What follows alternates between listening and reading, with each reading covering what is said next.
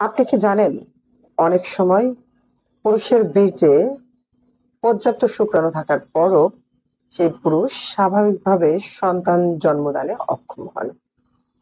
এর একটি বড় কারণ হতে পারে অ্যাসথেনোজোস্পার্মিয়া। আজকে আমরা জানবো অ্যাসথেনোজোস্পার্মিয়া কি, এর কারণ, লক্ষণ, ডায়াগনোসিস এবং এর চিকিৎসা সম্পর্কে। অ্যাসথেনোজোস্পার্মিয়া হচ্ছে এমন একটি অবস্থা যেখানে পুরুষের বীর্যে শুক্রাণুর সংখ্যা স্বাভাবিক থাকার পরও এর মর্টিলিটি অর্থাৎ গতি ঠিক থাকে না।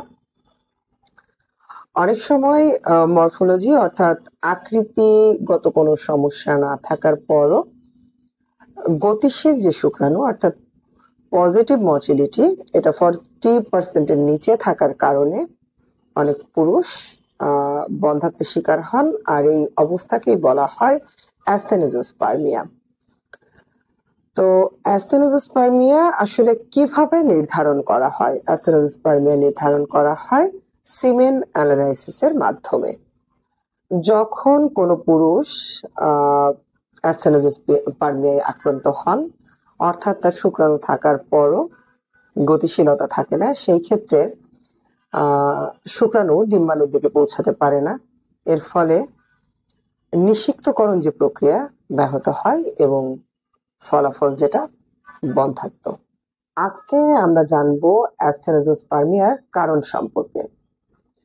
অ্যাসথেনোজোস্পার্মিয়ার প্রথম কারণ যেটা, সেটি হচ্ছে সংক্রমণের কারণে, প্রোস্টেট ইনফেকশনের কারণে হয়ে থাকে।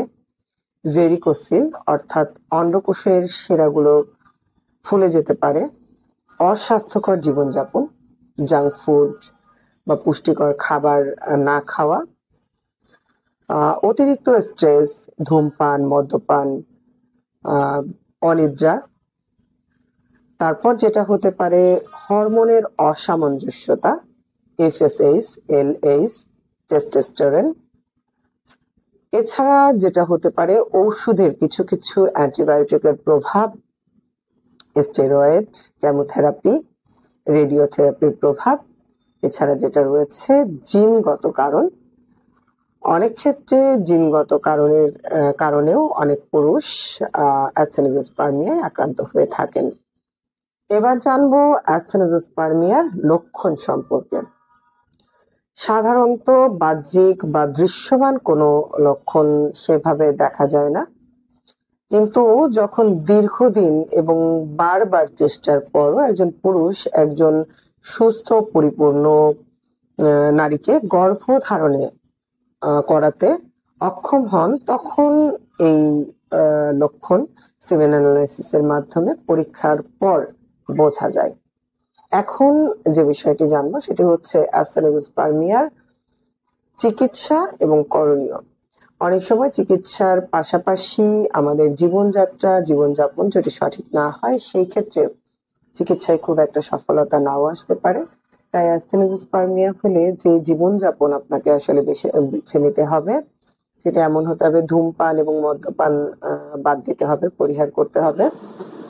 খাবার, জাঙ্ক ফুড বাদ দিয়ে পুষ্টিকর খাবার গ্রহণ করা, ভিটামিন সি, ই, জিঙ্ক এবং সেলেনিয়াম সমৃদ্ধ খাবার খাওয়া, গরম তাপমাত্রা যতদূর সম্ভব এড়িয়ে চলা এবং যে যে উপসর্গগুলো আপনি আপনার শরীরে দেখতে পাচ্ছেন, যেগুলো আপনার সমস্যার কারণ হচ্ছে, অবশ্যই এই সমস্যাগুলোকে এড়িয়ে চলা, পর্যাপ্ত ঘুম এবং মানসিক টেনশন, মানসিক স্ট্রেস থেকে বের হওয়ার জন্য যে যে কাজগুলো করা, সেগুলো করাটা জরুরি। এবার আসুন চিকিৎসা যেটি, যে সংক্রমণ যদি হয় তাহলে অবশ্যই সংক্রমণের জন্য চিকিৎসা করাতে হবে। ভেরিকোসিলের ক্ষেত্রে এটার চিকিৎসা করতে হবে।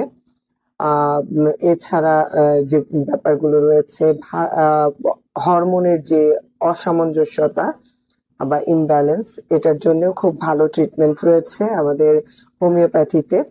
তো হোমিওপ্যাথি আপনার সংক্রমণকে প্রশমিত করবে, আপনার যে হরমোন ইমব্যালেন্স রয়েছে সেটিকে ব্যালেন্স করতে সাহায্য করে এবং ভেরিকোসিলের জন্য হোমিওপ্যাথিতে খুব ভালো ট্রিটমেন্ট রয়েছে। তাই আপনার যদি এরকম কোনো সমস্যা থাকে, অবশ্যই আপনাকে সঠিক সিদ্ধান্ত নিতে হবে এবং সময় মতো চিকিৎসা শুরু করতে হবে।